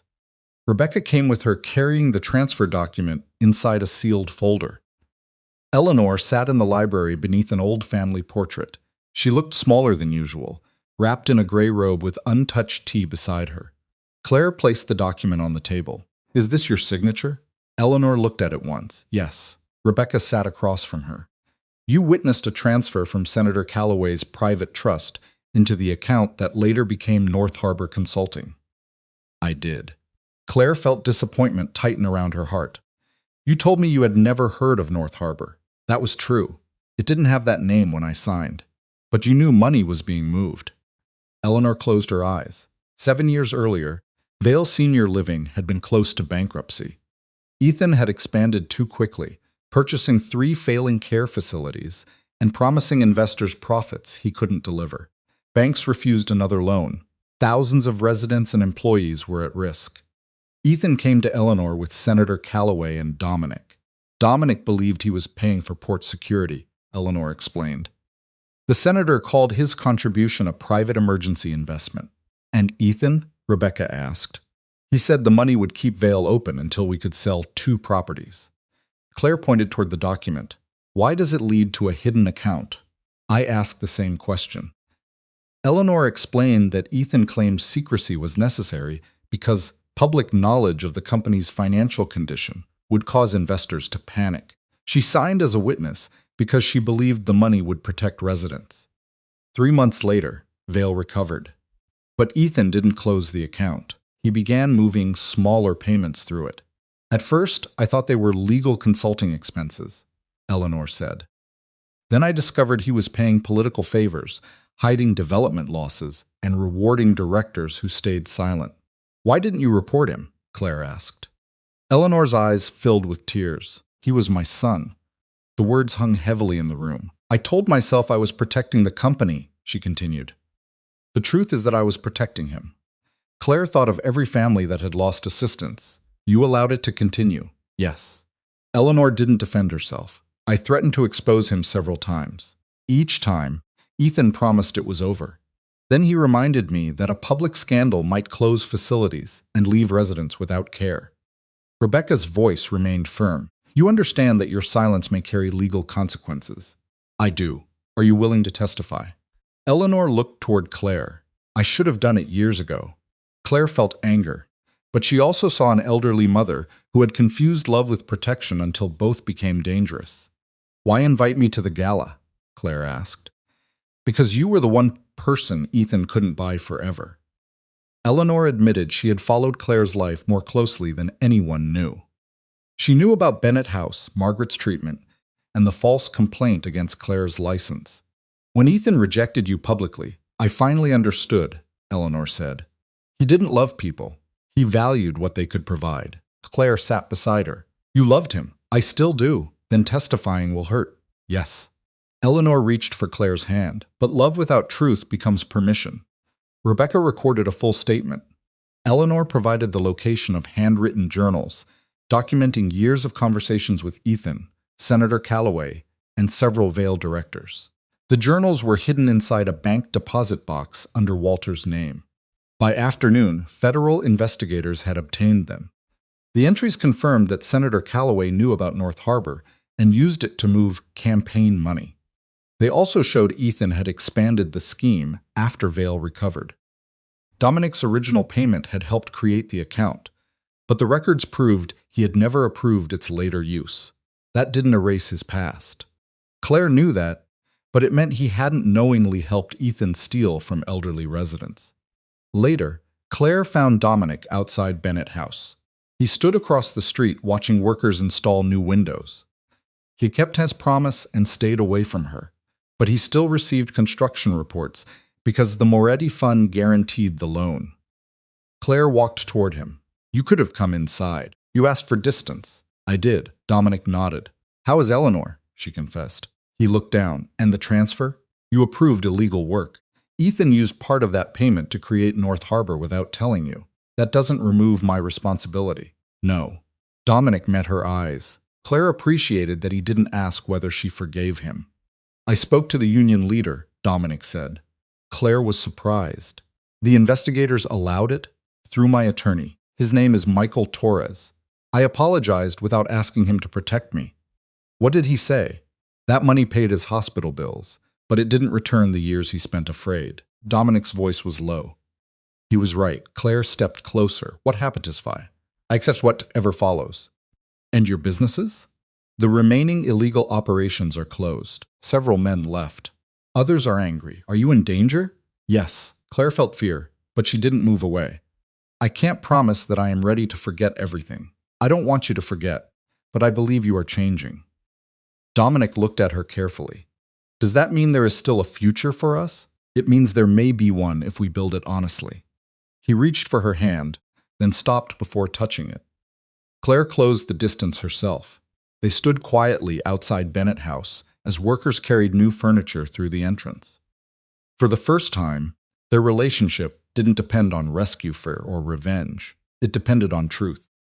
That evening, Rebecca called with urgent news. Senator Calloway had learned about Eleanor's journals. He had scheduled a national press conference for the following morning and planned to blame the entire scheme on Ethan, Madison, and Dominic. But one journal entry could destroy his story. It described a private meeting held 7 years earlier. 4 people had attended: Ethan, Eleanor, Senator Calloway, and a 4th person whose name Claire had never seen before. That person was Claire's late father, and the journal claimed he had died because he refused to join their plan. Claire read the journal entry 3 times. Her father's name was written clearly: Thomas Bennett. The man she had been told died from a heart attack after years of stress. The man whose old record still sat in a box beneath Natalie's bed. Rebecca stood beside her in the Bennett House office. Did your father ever work with Vale Senior Living? She asked. Not directly. He was an accountant for a small medical supply company. Claire remembered him coming home late carrying folders he never discussed. She had been 16 when he died. Her mother had said he collapsed in a parking garage after work. Eleanor's journal told a different story. Thomas had discovered unusual payments involving medical suppliers, Vale Senior Living, and Senator Calloway's private trust. He believed money was being hidden through false equipment orders. According to the journal, Ethan and the senator asked Thomas to approve altered financial reports. He refused. 3 days later, he was dead. Claire felt the room tilt. Does this prove they killed him? She asked. No, Rebecca said. It proves motive and timing. We need more. Claire drove immediately to her mother's facility. Margaret was sitting near the window with a blanket over her knees. When Claire placed the journal copy on the table, her mother's face changed. You knew, Claire whispered. Margaret looked down. I knew he was frightened. What happened? Her mother began to cry. Thomas had discovered that the medical supply company was billing Vale facilities for equipment never delivered. The extra money was sent to accounts controlled by people connected to Senator Calloway. Thomas copied the records. He said he was going to the police, Margaret explained. Then, Ethan came to our house. Claire's chest tightened. Ethan knew my father? He came with another man. They told your father that exposing the payments would close nursing homes and put thousands of people out of work. What did Dad say? That innocent residents were already paying for their crimes. Margaret wiped her eyes. The night before Thomas died, he hid a file and told her to protect Claire if anything happened. Where is it? Claire asked. I never found it. Why did you tell me he had a heart attack? Because a man called after the funeral. He knew your school, your bus route, and where you spent weekends. Margaret reached for Claire's hand. I was afraid they would hurt you, too. Claire stood and walked toward the window. For years she had believed her mother's silence came from weakness. Now she understood it had come from terror. Did Ethan know who I was when we met? Claire asked. Margaret shook her head. I do not know. That question followed Claire back to Natalie's apartment. She opened the old box containing her father's belongings. Tax returns, family photographs, a broken Timex watch, several jazz records. Claire remembered Ethan once helping her move that box after they began living together. He had spent nearly an hour looking through Thomas's records. At the time, she thought he wanted to know her family. Now she wondered whether he had been searching for evidence. Claire examined every folder. Nothing. Then she noticed the cardboard beneath the records was thicker than it should have been. She cut along the edge. Inside was a sealed envelope. Thomas Bennett had written Claire's name on the front. Her hand shook as she opened it. The letter was short. Claire, if you are reading this, I failed to protect the truth. Do not trust anyone who tells you silence protects innocent people. Silence protects the powerful. Beneath the letter was a small key and the address of a storage facility in Queens. Rebecca called federal investigators. They all met at the facility that evening. The key opened a metal storage box rented under Thomas Bennett's middle name. Inside were paper invoices, cassette recordings, and photographs taken outside private meetings. One photograph showed Ethan, Senator Calloway, Eleanor, and Thomas entering a Manhattan office. Another showed Ethan meeting the owner of the false medical supply company. But the most important evidence was an old cassette labeled March 18. Rebecca found a player in the facility office. Thomas's voice filled the small room. He described the false invoices and named everyone involved. Then another voice interrupted the recording. Senator Calloway, you have a daughter, he said. Think carefully before you destroy her future. Thomas answered calmly, my daughter's future means nothing if men like you are allowed to steal from people who cannot defend themselves. The tape ended with the sound of a door opening. Claire could barely breathe. Dominic stood several feet away, giving her space. Rebecca placed the cassette in an evidence bag.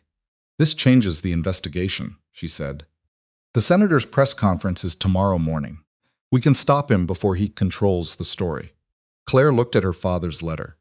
For 16 years, his death had been treated as an unfortunate medical tragedy. Now she knew it had been part of the same fear that controlled Eleanor, Margaret, and countless families. The next morning, Senator Calloway stood before national cameras and denied every accusation. He blamed Ethan. He blamed Madison. He blamed Dominic's criminal history. Then Claire entered the room with Rebecca and 2 federal investigators. The senator stopped speaking. Claire placed her father's cassette on the table. My father tried to expose you 7 years ago, she said. Today he finally will. Calloway stared at the tape. For the first time, the powerful senator looked frightened. Federal agents moved toward him. Before they reached the stage, he leaned toward the microphone. Thomas Bennett's death wasn't supposed to happen, he said. The room erupted. Claire felt Dominic step closer but not touch her. Senator Calloway continued, I only ordered them to frighten him. Claire's voice became cold. Who is them? The senator looked toward Ethan's attorney standing near the back wall. Then he named the man who had followed Thomas into the parking garage, and it was Aaron Pike's father, the former head of Vale Security. The press room exploded with questions. Senator Calloway was surrounded by federal agents before he could leave the stage.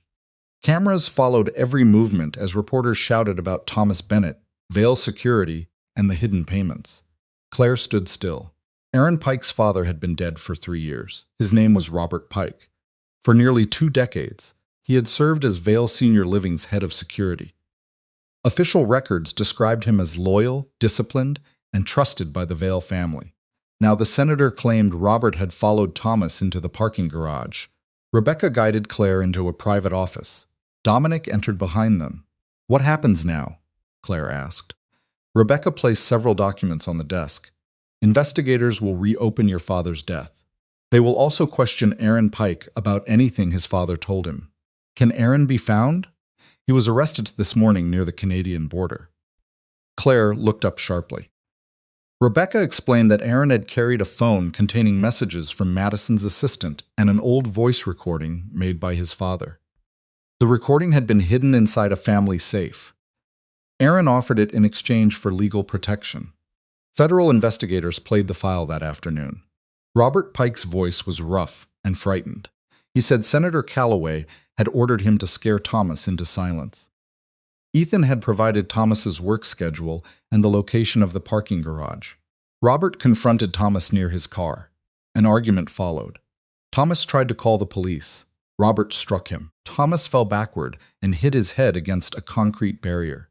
He was still alive. Robert wanted to call an ambulance. Then Ethan arrived. Claire stopped breathing. On the recording, Robert said Ethan checked Thomas's pulse, took the folder from his car, and told Robert to leave. "What happened after that?" Claire whispered. Rebecca's eyes lowered. Ethan waited nearly 40 minutes before calling emergency services. The medical examiner's original report stated that Thomas had suffered internal bleeding after the fall. If help had arrived sooner, he might have survived. Claire pressed both hands against the table. Ethan hadn't planned her father's death, but he had chosen evidence over a dying man. Dominic moved closer. Claire didn't ask him to step back. "He knew who I was," she said. Rebecca nodded, most likely from the beginning. Claire remembered the first time Ethan approached her at a hospital fundraiser. He had praised her kindness and asked about her family. She had believed it was interest. Now she understood. He had entered her life to find what Thomas had hidden. 6 years of love had begun as an investigation. The truth hurt more than the public rejection. That evening, Claire requested a meeting with Ethan at the Federal Detention Center. Rebecca advised her not to go. Dominic wanted to accompany her. Claire refused both. "This is something I have to face alone." Ethan entered the interview room wearing a plain gray uniform. Without his tailored suit and expensive watch, he looked smaller. Claire sat across from him behind a glass partition. "Did you know who I was when we met?" she asked. Ethan didn't answer. Claire waited. Finally, he looked down. "Yes." The word broke the last false memory between them. "You approached me because of my father. I needed to know whether he left documents with your family. And when you found nothing, I stayed. Why?"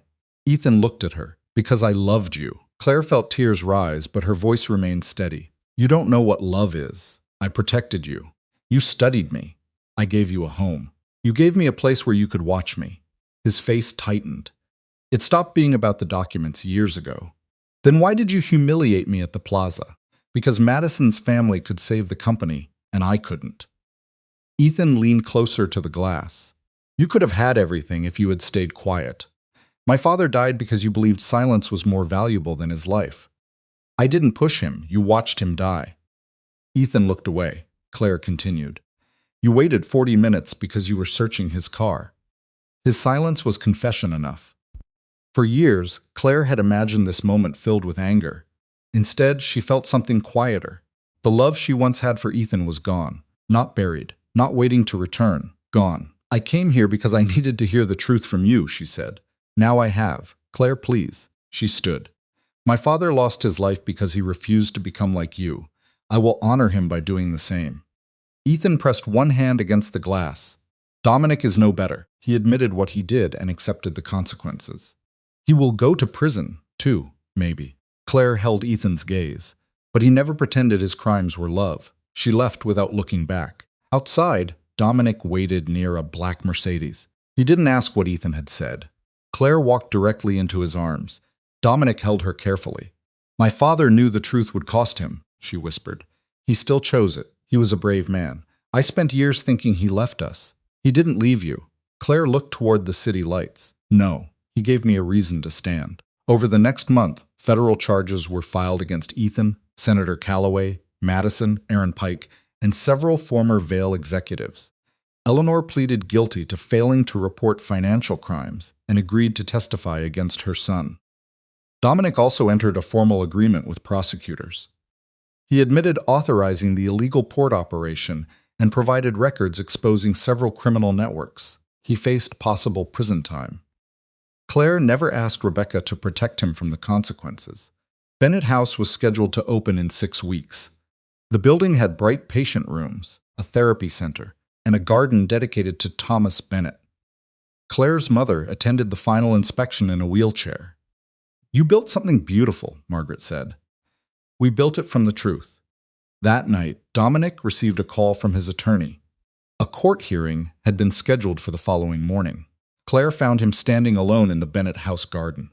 "How long?" she asked. "I do not know. Could they send you away?" "Yes." Claire took his hand. "I won't promise that consequences don't matter. I wouldn't ask you to, but I will be there." Dominic looked at her with quiet gratitude. The next morning, the courtroom was filled with reporters. The judge reviewed Dominic's cooperation, the shutdown of his illegal operations, and his role in exposing the Vale scheme. Then she looked directly at him. Before announcing the sentence, the judge revealed that one final witness had requested permission to speak, and Michael Torres, the union leader Dominic once harmed, entered the courtroom. Michael Torres walked slowly toward the witness stand. The courtroom became silent. Claire watched Dominic's face. He looked surprised, but he didn't look afraid. Michael raised his right hand and promised to tell the truth. The judge studied him. "Mr. Torres, you were injured during the illegal port operation authorized by Mr. Moretti. Why have you asked to speak?" Michael looked toward Dominic. "For years I hated that man." Dominic lowered his eyes. Michael explained that he had been a union representative when Moretti Logistics hired men to frighten workers into ending a strike.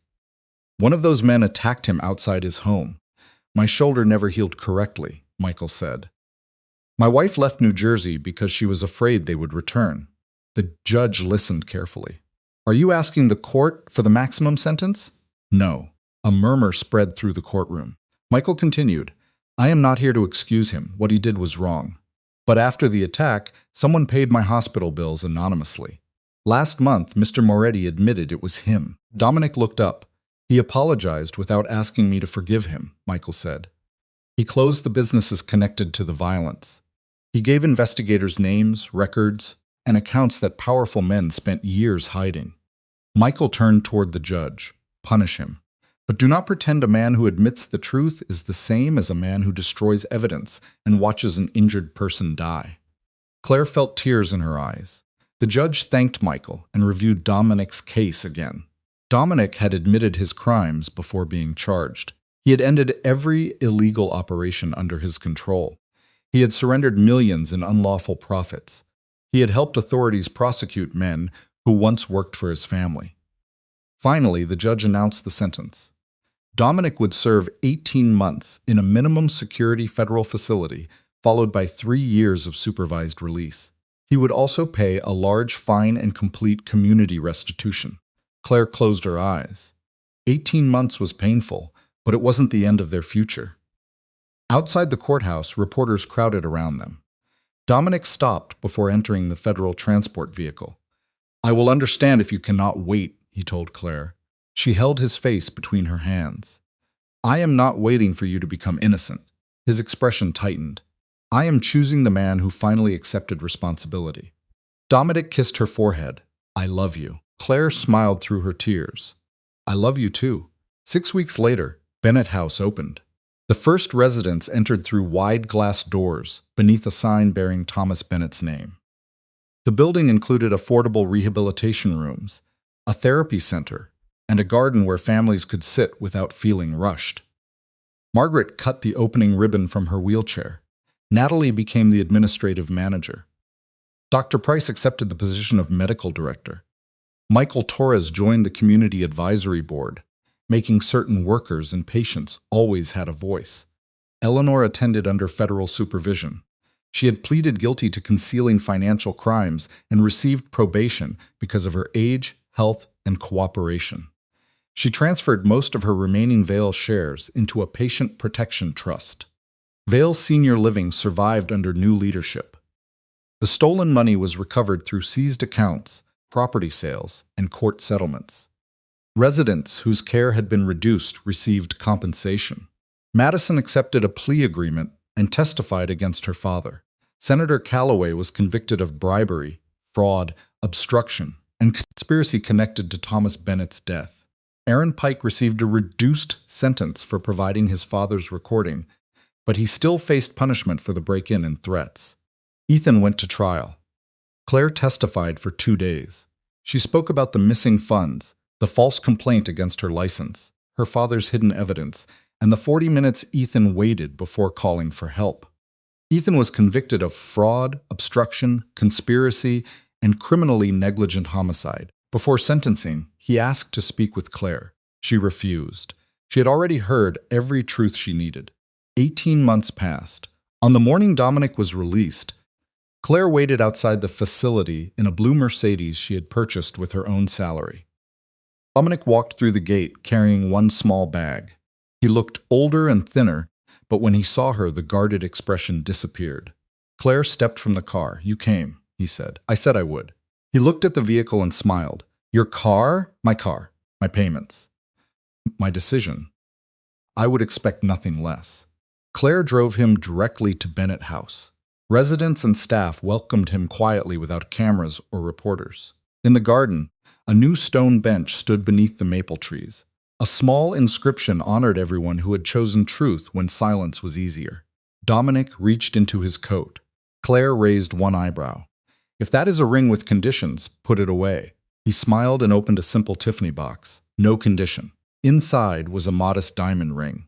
"I don't want to rescue you," he said. "I don't want to own your dream or decide your future." He lowered himself onto one knee. "I only want to stand beside you while you build it." Claire looked around the garden her father had inspired beside the building she had once believed impossible. She thought of the woman who had stood inside the plaza ashamed because a powerful man said she wasn't good enough. That woman hadn't disappeared. She had simply learned the truth. Her worth had never depended on being chosen. "Yes," Claire said. 1 year later, Claire and Dominic married beneath the maple trees at Bennett House. Margaret sat in the front row. Eleanor held her hand. Natalie's daughter scattered white flowers along the path. There were no politicians, no business arrangements, and no promises built on fear. Only family, accountability, and a future earned through truth.